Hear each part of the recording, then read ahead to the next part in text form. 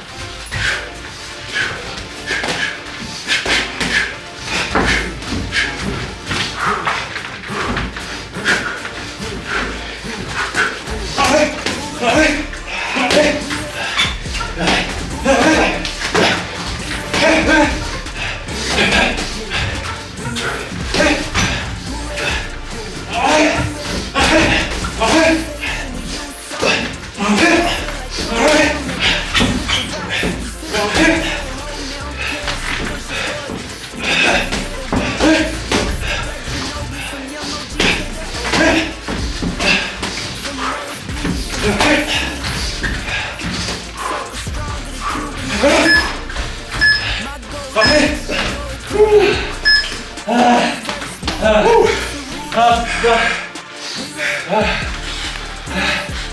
Voilà, cuillère. Franchement. Ce troisième round, qu'est-ce que c'était dur. Plus de cardio. C'est pas des lol. Je suis sûr que Ça fait longtemps que j'ai pas fait ça. t'as mon cardio, frère. Ok. Asiatomique me conseille vivement d'aller faire un test pour savoir où est-ce que j'en suis au niveau de mon cardio. Parce qu'apparemment j'ai un bon cardio de ce que tu dis. 92 kilos, frérot. Je suis pas un monstre, tu vois, je sais que déjà il y a toujours plus fort que ça. Ouais. Je bouge quand même. Bah tu bouges très très bien. Franchement je t'ai trouvé ultra mobile les gars. Mettez en commentaire pour me dire qu'est-ce que vous avez pensé d'Asiatomique. Franchement les mecs, je vous assure qu'il bouge ultra bien. J'ai été impressionné. Il a tous les réflexes. Hein. De temps en temps il a le menton en l'air. Mais quand il est en in-boxer, je trouve que ça lui va super bien. C'est vraiment un style qui est bien pour toi, je pense. Merci. Le style in-boxer.